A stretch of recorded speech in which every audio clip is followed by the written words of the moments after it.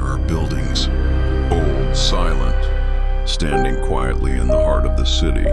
People pass by them every day, but almost no one dares to go in.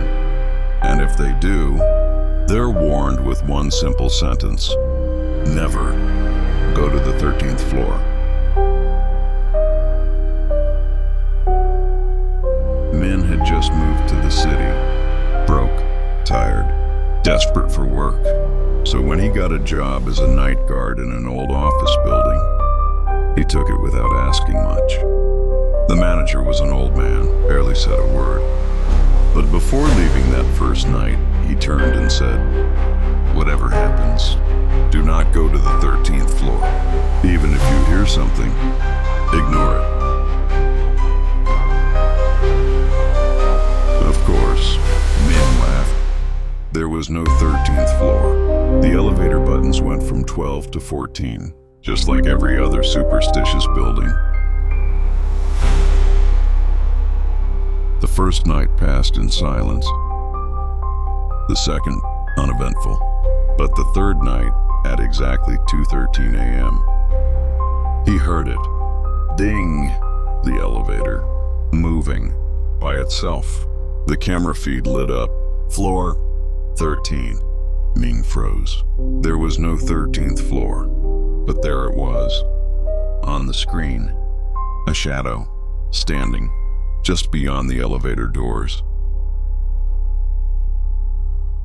When he reached the lobby, the elevator stood still, empty, silent. Curious, he searched the old archives, blueprints, maintenance logs, hidden pages, and he found it.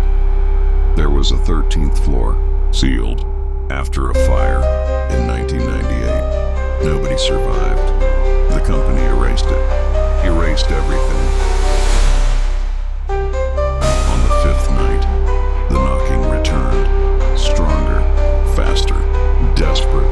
Min couldn't resist. He opened the maintenance panel, entered the override code. 130698. The elevator trembled. Lights flickered. And then it opened. The 13th floor smelled of dust, of ash, of something forgotten. Desks untouched. Documents dated 1998. Coffee mug still half full. And then a printer turned on. Typing sounds. Footsteps. Behind him. He turned to the corner and saw himself, burned, bleeding, wearing the same uniform, sitting at a desk.